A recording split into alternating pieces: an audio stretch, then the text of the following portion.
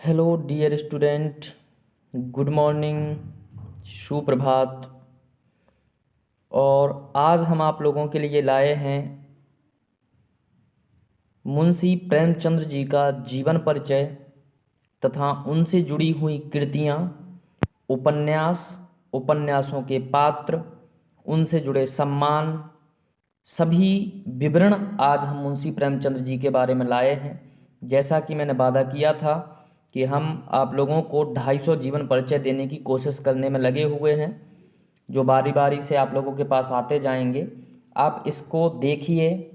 इस वीडियो में यदि आप लोगों को लगता है कि वास्तविकता में ये बहुत उपयोगी है तो आप हमें कमेंट में ज़रूर बताएं कि सर आगे बिल्कुल इसी तरह से जीवन परिचय हमें चाहिए हैं, तो हम बिल्कुल हाजिर रहेंगे। और बिल्कुल इसके बाद देखिए, लेकिन इस पर हमें रिस्पांस और प्रत्येक बच्चे की कमेंट जरूर चाहिए कि सर ये अच्छा था या बुरा था, सर इसका कोई मतलब नहीं है ऐसा पढ़ाने का, ये हमें ज़रूर लिख करके भेजना है, ठीक है। फिर हम देखेंगे कि भाई अगर हमें लगता है कि ये बच्चों के लिए लाभदायी है तो फिर हम ज़रूर इसी तरीके से अन्य कवियों पर भी चर्चा करेंगे और अन्य कवियों के भी जीवन परिचय लाएंगे, उनसे जुड़े कृतियाँ लाएंगे, ठीक है। तो इसको हम स्टार्ट करते हैं। सबसे पहले देखिए प्रेमचंद्र, और वास्तविकता में यदि कहा जाए तो इनका मूल नाम धनपत राय है। धनपत राय श्रीवास्तव जी ये लिखते हैं। इसके बाद इनका एक अन्य नाम और प्रचलित है जो नवाब राय नाम से प्रचलित है, ठीक है। जन्म जो हुआ था वो 31 जुलाई 1880 में हुआ था इनका, जो कि कहाँ पर हुआ था तो वाराणसी जिले के लमही गांव में हुआ था। अब वाराणसी उत्तर प्रदेश में है, तो वाराणसी जिले के लमही गांव में जन्म हुआ था किसका? प्रेमचंद्र जी का। निधन हुआ था इनका 8 अक्टूबर 1936 में। ये डेट देखिए, आप लोगों को डेट अधिकतर याद नहीं रखनी है, लेकिन बस आपके जहन में थोड़ी सी डेट जरूर होना चाहिए, क्योंकि आगे जाकर के पूछा जाता है हमसे कि छायावादी कवि कौन है, प्रगतिवादी कवि कौन है, ठीक है। तो हमें वो थोड़ा सा एकदम एक क्राइटेरिया उसका जो है वो पता होना चाहिए, ठीक है। चलिए आगे बढ़ेंगे। पिता जो हैं बेटा इनके वो थे मुंशी अजायब राय थे। माता जो थी वो आनंदी देवी थी इनकी, और पत्नी जो है वो शिवरानी देवी हैं। यानी कि मुंशी अजायब राय और आनंदी देवी की ये चौथी संतान थे। कितने नंबर की संतान थे? चौथे नंबर की संतान थे, ये भी विशेष ध्यान रखना, ठीक है। पत्नी जो थी वो शिवरानी देवी थी, और शिवरानी देवी से इन्होंने विवाह किया था, जो विधवा थी, जो पहले से एक बार क्या हो चुकी थी, विधवा हो चुकी थी, यानी इनका पति मर गया था। उसके बाद प्रेमचंद्र जी ने शिवरानी देवी से विवाह किया था। और सोचिए कि उस समय ये बिल्कुल एकदम सनसनीखेज खबर होती है। अगर मान लीजिए कि ऐसे उस समय टीवी चैनल वाले चल रहे होते ना, तो ये सनसनीखेज खबर बन जाती उनके लिए।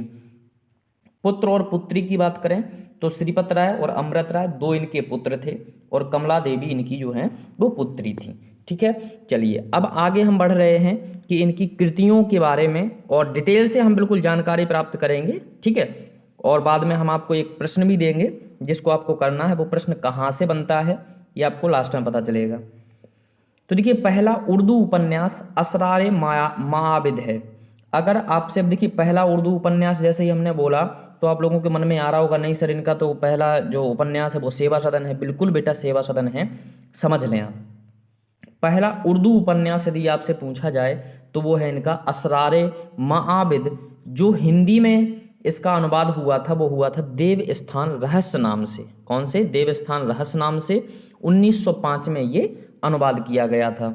इसके बाद दूसरा उर्दू उपन्यास जो है इनका वो है हम खुरमा व हम शबाब, जो प्रेमा नाम से विख्यात है हिंदी में, ठीक है। पहला हिंदी उपन्यास जो है बेटा इनका वो है सेवा सदन, जो 1918 में प्रकाशित हुआ था, और इसको उर्दू में किस नाम से प्रकाशित करवाया गया था? बाजारे हुस्न नाम से उर्दू में प्रकाशित हुआ था, ठीक है। तो ये देखिए यहाँ पर आप लोगों को थोड़ा सा ध्यान रखना है, ये पहला हिंदी का क्यों मान लिया गया है? ये भी तो उर्दू में ही लिखा गया था ना। तो मैं आपको बता दूं कि ये इसका जो प्रकाशन है वो पहले हिंदी में हुआ था। किस में प्रकाशन हुआ था? हिंदी में प्रकाशन हुआ था। बाद में बाजारे हुस्न नाम से उर्दू में प्रकाशित करवाया गया था। तो ये हमारा हिंदी का क्या हो गया? इनका पहला हो गया, ठीक है। कौन सा? सेवा सदन 1918 में ये प्रकाशित हुआ था। पहली कहानी जो है इनकी बड़े घर की बेटी है, जो 1910 में लिखी गई थी। और 1910 में प्रकाशित भी हुई थी। तो पहली कहानी कौन सी है इनकी? बड़े घर की बेटी है। ठीक है, चलिए अब थोड़ा सा अगर आपको ये याद हो गया हो या फिर मान लीजिए पढ़ लिया हो तो स्क्रीनशॉट ले लेना। ठीक है, इसके बाद है पहला कहानी संग्रह। तो जो पहला कहानी संग्रह है बेटा वो है इनका सोजे वतन। कौन सा है? सोजे वतन। और ये 1908 में प्रकाशित हुआ था। इसमें 5 कहानियां सम्मिलित हैं। 5 कहानियां कौन सी सम्मिलित हैं ये भी हम आपको बता देते हैं। और ये वास्तविकता में एक राष्ट्रभक्ति के लिए लिखा गया था या फिर राष्ट्र प्रेम कह सकते हो। ठीक है, तो पहले था इसमें पहली कहानी थी दुनिया का सबसे अनमोल रत्न, फिर दूसरी थी शेख मखमूर, तीसरी थी यही मेरा वतन है, चौथी थी शोक का पुरस्कार और पांचवी थी सांस्कारिक प्रेम और देश प्रेम। ये 5 कहानियां इसमें संकलित थी किसकी? प्रेमचंद्र जी के सोजे वतन में। ठीक है, कहानी संग्रह है उनका प्रेमचंद्र जी का कौन सा? सोजे वतन। उसमें ये 5 कहानियों का उन्होंने संकलन किया था। अब कभी कभी क्या हो जाता है, पूछ लिया जाता है कि शोक का पुरस्कार कहानी किसकी है, तो हम अब विचलित हो जाते हैं क्योंकि हमें पता ही नहीं होता है। पता तो है मैं भाई सोजे वतन उनका कहानी संग्रह, लेकिन उसमें कौन कौन सी कहानियां हैं ये नहीं मालूम है। तो एक एक बार इनको पढ़ लेना। ठीक है, पूरी डिटेल हम प्रेमचंद्र जी के बारे में लाए हैं। ऐसे ही हम सभी कवियों के बारे में डिटेल लाने वाले हैं। बस आपकी कमेंट का हमें इंतजार रहेगा कि ये आपको अच्छा लगा या बुरा लगा। ठीक है, प्रेमचंद्र नाम किसने दिया? तो एक देखिए, प्रेमचंद्र नाम दिया तो नहीं कह सकते, लेकिन हाँ राय जरूर दी थी। वो किसने नाम दी थी? क्या हुआ था कि भाई ये जब नवाब राय से ये लिखते थे तो इनको क्या हो गई थी भैया, जो कलेक्टर थे उन्होंने निर्देश दे दिया था कि आप आज से लेखन कार्य बंद कर देंगे। ठीक है, तो अब लेखन कार्य बंद कर देंगे क्यों? क्योंकि भैया प्रेरणा मिल रही थी, राष्ट्रभक्ति की प्रेरणा मिल रही थी लोगों को।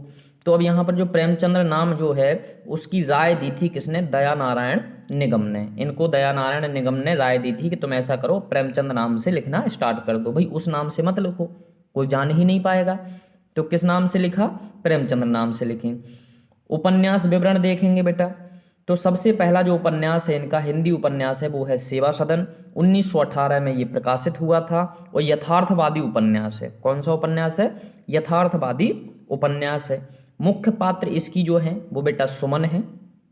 क्या है? सुमन है। अब इसको एक बार अगर थोड़ा सा आप लोग अगर अपने से भी पढ़ लोगे तो इसमें आपको मिलेगा कि सुमन जो है वास्तविकता में इसकी शादी होनी थी। ठीक है, क्या होनी थी? शादी होनी थी। तो इसीलिए यहाँ पर देखिए अब इसके लिए दहेज देने के लिए कुछ नहीं था, है ना।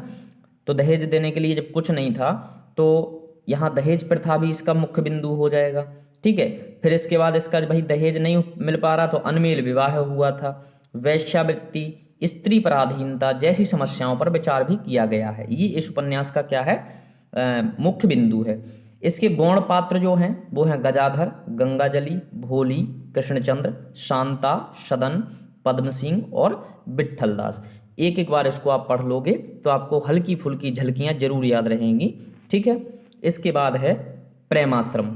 तो प्रेमाश्रम बेटा 1922 में हुआ था और इसके बाद इसकी डेट और आप याद रख लेना, ये 1918 में हुआ था। ठीक है, तो प्रेमाश्रम जो है, इससे पहले यह उपन्यास गोसीय आफियत नाम से उर्दू में प्रकाशित हो चुका था। प्रेमाश्रम जो इनका उपन्यास था वो किसमें प्रकाशित हो चुका था? गोसीय आफियत नाम से उर्दू में प्रकाशित हो चुका था। घटना स्थल जो है प्रेमाश्रम का वो है लखनपुर बनारस। कौन सा है बेटा? लखनपुर बनारस। एक एक डिटेल जितना हमसे हो सका है हमने मेहनत की है। मुख्य बिंदु क्या है? प्रेमाश्रय में 3 पीढ़ी के जमींदारों की व्यवस्था का चित्रण किया गया है। ठीक है, 3 पीढ़ियों की जमींदारी व्यवस्था का चित्रण किया है। पहला जो है वो लाला जयशंकर की पीढ़ी है, दूसरा ज्ञान शंकर की पीढ़ी है और तीसरा माया शंकर की पीढ़ी है। ठीक है, इतना ध्यान रखना। अब ऐसे नहीं याद हो रहा है तो ऐसे याद रख लेना कि पहले हम क्या होते हैं? लाल होते हैं, यानी कि बचपन होते हैं, बचपन में रहते हैं। कैसे रहते हैं? बचपन में पहले हमारा जन्म होता है तो लाल हो गया, तो लाल जयशंकर की पीढ़ी। दूसरे में हम क्या करते हैं? ज्ञान अर्जित करते हैं, तो यहाँ पर क्या हो जाएगा? ज्ञान शंकर की पीढ़ी। तीसरी पीढ़ी में हम क्या करते हैं भाई? माया अर्जित करते हैं, धन कमाने की सोचते हैं, तो माया शंकर की पीढ़ी हो जाएगा। इसके बाद इसमें और क्या दिया गया है? तो किसानों के दयनीय जीवन और जमींदारों की क्रूरता का अंकन भी किया गया है। किसमें? प्रेमाश्रम में। ठीक है, चलिए आगे बढ़ते हैं और अगला है आपका रंगभूमि। और रंगभूमि कब हुआ था? 1925 में प्रकाशित हुआ था। अभी हमने दो पढ़े हैं। एक पहले हमने पढ़ा है सेवा सदन जो 1918 से संबंधित है। इसके बाद हमने पढ़ा है प्रेमाश्रम जो 1922 से संबंधित है। और एक है रंगभूमि जो 1925 से संबंधित है। ठीक है, तो चलिए पहले हम रंगभूमि के पात्रों के बारे में बात कर लेते हैं। तो पात्र हैं इसके सूरदास और सोफिया। रंगभूमि के पात्र कौन है? सूरदास और सोफिया। रंगभूमि उपन्यास में औद्योगिकरण के दोष, पूंजीवादियों की शोषण नीति, अंग्रेजों के अत्याचार एवं भारतीय शिक्षितों की चरित्रहीनता का विश्लेषण चित्रण किया गया है।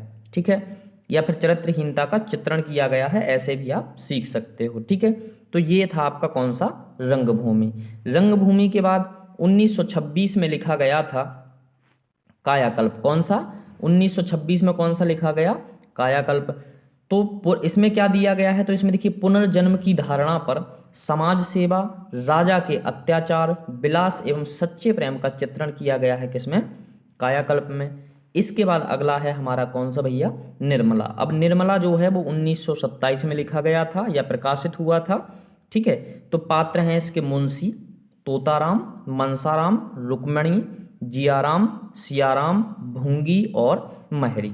अब ये जो डेट दी है यही इनका प्रकाशन वर्ष है और इसी को अगर आपको लिखने के लिए आ जाए तो यही आपको लिखने के लिए लगाना है। ठीक है, विषय क्या रहा इनका निर्मला का? तो दहेज प्रथा एवं अनमेल विवाह। अनमोल मत कर देना, अनमेल मतलब बिना मेल का विवाह हुआ है। ठीक है, तो 1927 में कौन सा प्रकाशित हुआ है? निर्मला। अगला है भैया कर्मभूमि। तो कर्मभूमि के जो मुख्य पात्र हैं वो हैं अमरकांत। और बिंदु जो है इसका यानी मुख्य बिंदु जो है क्या दिया गया है? तो कर्मभूमि प्रेमचंद का राजनीतिक उपन्यास है। कौन सा उपन्यास है? कर्मभूमि राजनीतिक उपन्यास है। तो ये आपको वैसे भी बन जाएगा, इसमें कोई टेंशन वाली बात नहीं है। अगला है गबन। तो गबन में हम आपको बता देते हैं कि इसके जो पात्र हैं वो हैं जलपा, दीनदयाल और दयानंद जी हैं। इसके बाद है गोदान। तो गोदान उपन्यास, तो देखिए गोदान का अंग्रेजी अनुवाद भी हुआ है जो हुआ है द गिफ्ट ऑफ काऊ से। द गिफ्ट ऑफ काऊ से यानी गऊ का दान। मुख्य पात्र जो हैं वो होरी हैं, ये आ भी चुका है एमपी टेट में। इसके बाद मुख्य नायिका जो हैं वो हैं धनिया। और गौड़ नायक कौन कौन हैं? तो गोबर, राय साहब, मेहता, मालती, गोविंदी, दाता दीन, सिलिया, माता दीन, झुनिया, भोला इत्यादि इसमें क्या है? गौड़ पात्र हैं। लेकिन मुख्य नायक यदि पूछा जाता है तो होरी और मुख्य नायिका पूछी जाती है तो वो है धनिया। क्या है इसमें? गोदान में क्या है? तो देखिए ये जो है ये कृषक समस्या पर आधारित है। किस समस्या पर आधारित है? कृषक समस्या पर आधारित है। इसके बाद इनका जो लास्ट है वो है मंगलसूत्र। और मंगलसूत्र चूंकि अधूरा उपन्यास था इनका। कैसा उपन्यास था? अधूरा उपन्यास था जो इनके पुत्र अमृत राय ने पूरा किया था। किसने पूरा किया था? अमृत राय ने पूरा किया था। 1948 में फिर अमृत राय ने इसका प्रकाशन भी करवाया था। ठीक है, क्योंकि भाई ये अपने पिता की इच्छा पूरी करना चाहते थे। पात्र जो हैं इसमें देव कुमार जी हैं। पात्र कौन है इसमें? मंगलसूत्र में देव कुमार जी इसमें पात्र हैं। और यदि इनके अन्य उपन्यासों की बात करें तो निर्मला और प्रतिज्ञा जैसे इन्होंने कम से कम 1.5 दर्जन उपन्यास लिखे हैं, यानी 14 से 16 उपन्यास इन्होंने लिखे हुए हैं। ठीक है, चलिए आगे बढ़ें और कहानियां भी इनकी हम देख लेते हैं। तो कहानियां देखिए नमक का दरोगा है। और ये जो हमने कहानियां वो ली हैं जो वास्तविकता में एनसीईआरटी पाठ्यक्रम में किसी ना किसी क्लास में मिलती हैं। ठीक है, बाकी इन्होंने कहानियों का जो संकलन किया है वो कम से कम 301 कहानियां इन्होंने लिखी हुई हैं। लेकिन हमने यहाँ पर इम्पोर्टेंट एनसीईआरटी बेस पर ली हुई हैं। तो नमक के दरोगा में पात्र हम देखेंगे तो नमक के दरोगा में पात्र हैं बंसीधर और अलोपी दीन। अगर टाइम मिलेगा तो कभी हम कहानियों को सुनाएंगे भी। दो बैलों की कथा में कौन है? हीरा और मोती दो बैल होते हैं जो किसके होते हैं? झूरी के होते हैं। किसके होते हैं? झूरी के ये बैल होते हैं। और इनको ले कौन जाता है? झूरी का साला गया लेकर के जाता है, जिसके पास से ये हीरा और मोती बार बार भाग करके आते हैं। यही इनकी कथा है। ठीक है, इसके बाद है पूस की रात। तो पूस की रात में हल्कू, मुन्नी और एक जबरा नाम का कुत्ता होता है। ठीक है, पंच परमेश्वर में कौन कौन होते हैं? तो जुम्मन शेख, अलगू चौधरी, बूढ़ी खाला, रामधन मिश्र, समझू साहू और झगड़ू साहू, ये पंच परमेश्वर के पात्र होते हैं। इसके बाद है शतरंज के खिलाड़ी। तो शतरंज के खिलाड़ी में कौन कौन पात्र है? तो मिर्जा हैं, सज्जाद अली हैं और मीर बेगम हैं। ये किस में है? शतरंज के खिलाड़ी में। ठाकुर के कुआं में कौन कौन से पात्र हैं? जोशी हैं और जंगी ठाकुर हैं। ठीक है। बड़े घर की बेटी में कौन कौन पात्र हैं? तो बैनी माधव, श्रीकंठ, लाल बिहारी और आनंदी जो है वो बड़ी घर की बेटी के पात्र हैं। सदगति, सदगति भी इनकी एक कहानी है जिसमें दुखीराम, घासीराम और झुरिया नामक पात्र हैं। कफन भी इनकी ही कहानी है जिसमें घीसू, माधव और बुधिया पात्र हैं। कौन कौन हैं? घीसू, माधव और बुधिया जो हैं वो पात्र हैं। ठीक है। इसके बाद हम देख लेते हैं कि इनकी और कहानियाँ कौन कौन सी हैं। तो देखिए और कहानियाँ जो हैं वो सवासिर गेहूँ, शंकर, विप्र और महाराज इसके पात्र हैं। और घासवाली इनकी कहानी जो है उसमें पात्र हैं मुलिया, महावीर और चैन सिंह। ठीक है।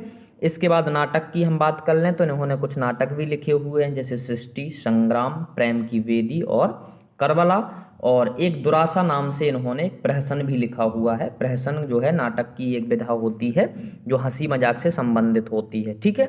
इसके बाद है अनुदित नाटक हैं। तो अनुदित नाटक में इनका न्याय है, चांद की डिबिया है और हड़ताल है। ये इनके क्या हैं? अनुदित नाटक हैं। ठीक है। आप लोगों को इसमें अवश्य बताना है कि हमें क्या इसमें कमी लगी है। ठीक है। तो कमी आप बताएंगे और यदि आपको अच्छा लगा है तो वो भी आप बताएंगे।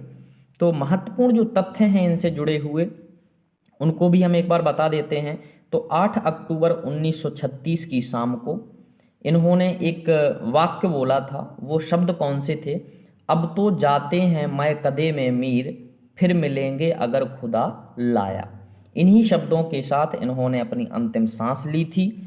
और मुंशी जी ने शिवरानी देवी से शादी की जो बाल विधवा थी। ठीक है। चलिए और भी हम इनके बारे में पढ़ लेते हैं। तो इन्होंने एक मोटिवेटिव भाई पंक्तियां भी लिखी थी। अच्छे कामों की सिद्धि में बड़ी देर लगती है पर बुरे कामों की सिद्धि में यह बात नहीं।